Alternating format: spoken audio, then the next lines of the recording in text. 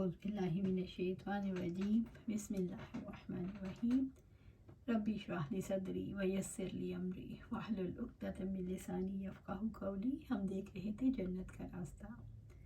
کرامت کیا ہے؟ عزت، شرافت اور اعزاز و اکرام کو کرامت کہتے ہیں۔ کرامت کے درجات۔ کرامت عامہ، اللہ تعالیٰ نے یہ خوبیاں ہر انسان کو دی ہیں، مثلاً گویائی، عقل و تدبیر، ظاہری اور باطنی خوبیاں۔ ہر انسان اگر ان خوبیوں سے کام لے تو دوسری مخلوقات کو قابو میں لا کر اپنے کام میں لگا سکتا ہے۔ یوں مادی ترقیوں کی وجہ سے سارے انسانوں کو فوائد نصیب ہوتے ہیں۔ کرامات خاصہ یہ افضل ترین ہے۔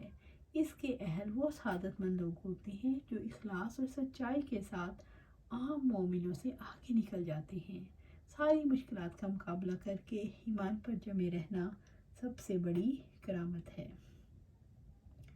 یہ وہ لوگ ہیں جو نوافل کی پابندی کرتے ہیں، صدقات اور خیرات کرتے ہیں، روزہ، حج، زکوٰۃ اور جہاد کے فرائض انجام دیتے ہیں۔ اللہ تعالیٰ کے یہ خاص بندے ہوتے ہیں جن کے ہاتھ پر اللہ تعالیٰ عام حالات سے ہٹ کر واقعات ظاہر کرتا ہے۔ ولایت کا دار و مدار ان خرق عادت کرامات پر نہیں ہوتا، اسی لیے بزرگان دین ان کو چھپانے کو ترجیح دیتے تھے، اور اگر ایسی کرامتوں کے ظہور ہونے پر توبہ استغفار کرتے تھے کہ کہیں دنیا میں ہی بدلہ ختم نہ ہو جائے۔ اولیاء اللہ کے ساتھ کیسا رویہ اختیار کرنا چاہیے؟ اولیاء اللہ کا اکرام کرنا چاہیے، انہیں اذیت نہیں پہنچانی چاہیے، لیکن شرط ہے کہ وہ اللہ تعالیٰ کے ولی ہوں۔ اولیاء کی پرستش نہیں کرنی چاہیے، اولیاء کی سفارش پر بھروسہ کر کے عمل کرنا نہیں چھوڑ دینا چاہیے، اولیاء سے فریاد رسی کی درخواستیں نہیں کرنی چاہیے۔ تبرک کی شرعی حیثیت کیا ہے؟ تبرک سے مراد ہے کسی سے برکت حاصل کرنا۔ اللہ تعالیٰ بعض چیزوں کے اندر دائمی طور پر خیر و برکت عطا فرماتے ہیں۔ شریعت کی اصطلاح میں اسے برکت کہتے ہیں۔ جس سے برکت حاصل کی جاتی ہے اس میں عزت اور برکت کی صفت نمایاں ہوتی ہے، اس لیے اسے تبرک کہتے ہیں۔ خیر و برکت حاصل کرنا اچھا فعل ہے۔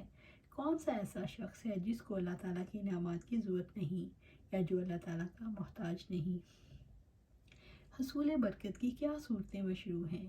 بیت اللہ کا حج اور عمرہ کرنا، طواف کرنا، حجر اسود اور رکن یمانی کا بوسہ لینا، اس کے قریب بیٹھنا اور دعائیں کرنا، آب زمزم پینا، سر پر پانی بہانا، اسے پی کر دعائیں کرنا، 3 مساجد یعنی مسجد حرام، مسجد نبوی صلی اللہ علیہ وآلہ وسلم اور مسجد اقصیٰ کی زیارت کرنا، ان میں نمازیں ادا کرنا، اعتکاف کرنا، ذکر اور تلاوت کرنا، دیگر مساجد میں بار بار آنا جانا، نمازیں پڑھنا، تسبیح کرنا، تعلیم کے حلقے آباد رکھنا اور تلاوت کرنا، صالحین اور نیک کردار لوگوں کے ساتھ ان کی سرزمین پر سکونت اختیار کرنا اور وہیں دفن ہونا۔ اہل علم لوگوں کی مجلسوں میں بیٹھنا برکت کا باعث ہوتا ہے۔ ان سے ایمان، یقین، تقویٰ اور پرہیزگاری، دعوت کی تعلیم لینا، ان کی نصیحتوں کو سننا اور اس پر عمل کرنا، ان سے دعاؤں کی درخواست کرنا۔ برکت کے حصول کے لیے کن اصولوں کو مد نظر رکھنا ضروری ہے؟ برکت کے حصول کے اعمال کی حیثیت مستحب ہے، اس سے زیادہ کوئی حیثیت نہیں۔ برکت کے حصول کے لیے کسی مکروہ یا حرام فعل کا ارتکاب کرنا جائز نہیں۔ برکت کے حصول، شفاعت اور وسیلے کے لیے مشرکانہ رجحانات عام ہیں۔ ہر وہ کام جس پر شرک یا کفر کا سایہ بھی ہوگا باطل ہے۔ مجلسوں سے برکت تبھی نصیب ہو سکتی ہے اگر مجلس متقی اور پرہیزگاری کی ہے، ورنہ کسی کو نیک یا بزرگ قرار دینے سے کوئی نیک یا بزرگ نہیں ہو سکتا، نہ اس مجلس کو نیکی کی مجلس قرار دیا جا سکتا ہے۔ کسی ایسے شخص سے برکت کی توقع نہیں رکھی جا سکتی جو مال و دولت اور عزت کے حصول کے لیے ولایت کا دعویٰ کرتا ہے۔ ایسے شخص سے برکت کی توقع رکھنا گناہ ہے۔ بدعت کیا ہے؟ بدعت خود ساختہ شریعت ہے جس کی اللہ تعالیٰ نے اجازت نہیں دی۔ بدعت سنت کی ضد ہے۔ حضرت عائشہ رضی اللہ تعالیٰ عنہ کہتی ہیں، رسول اللہ صلی اللہ علیہ وآلہ وسلم نے فرمایا، جس نے دین میں کوئی ایسا کام کیا جس کی بنیاد شریعت میں نہیں، وہ کام مردود ہے۔ بدعت کی 2 اقسام ہیں، عبادات میں بدعت اور معاملات میں بھی بدعت۔ عبادات میں بدعت کسی ایسے کام کو بطور عبادت بطور عبادت کرنا جس کی اللہ تعالیٰ نے اجازت نہیں دی، جیسے ناچ گانے، سیٹی، تالی اور بانسری بجانے کو دعوت کے طور پر جائز سمجھنا، عبادت کے طور پر جائز سمجھنا۔ ایسے کام کو عبادت کے طور پر کرنا جس کی اصل شریعت میں موجود ہے، مگر اس کی اصل جگہ سے ہٹا کر دوسری جگہ میں رکھ دیا گیا۔ مثلا شب کے دن روزہ رکھنا، عیدوں کے دن روزہ رکھنا، ممنوع اوقات میں نوافل پڑھنا، صلی اللہ علیہ وسلم پر ممنوع اوقات میں نفل پڑھنا، یہ سب بدعت اور حرام کام ہیں۔ معاملات میں بدعت، ایسی چیز کی شرط لگانا جو نہ کتاب اللہ میں ہے نہ سنت رسول صلی اللہ علیہ وسلم میں۔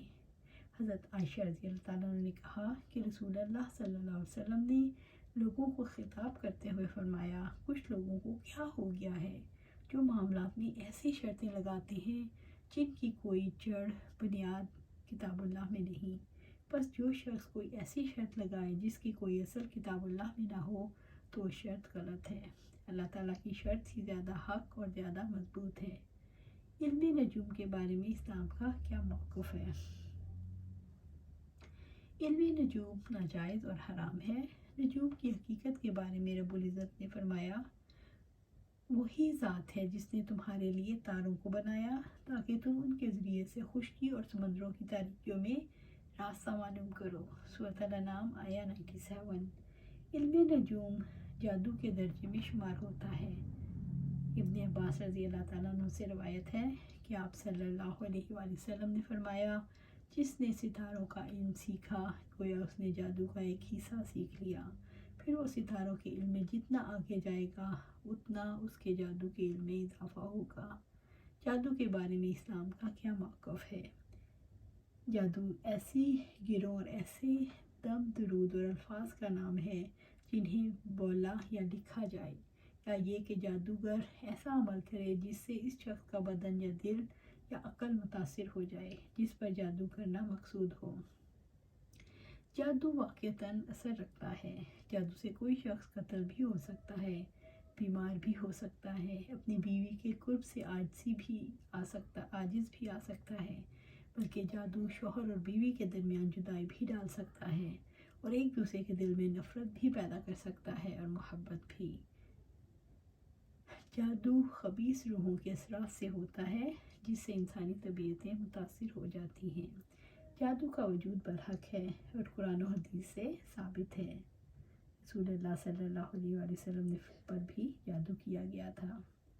جادوگر اور شیاطین کے درمیان معاہدے طے پاتے ہیں جس کے مطابق جادوگر کو کچھ مشرکانہ یا کافرانہ کام کرنے ہوتے ہیں اور اس کے بدلے میں شیاطین جادوگر کی خدمت کرتا ہے اور اس کے لیے خدمتگار مہیا کرتا ہے۔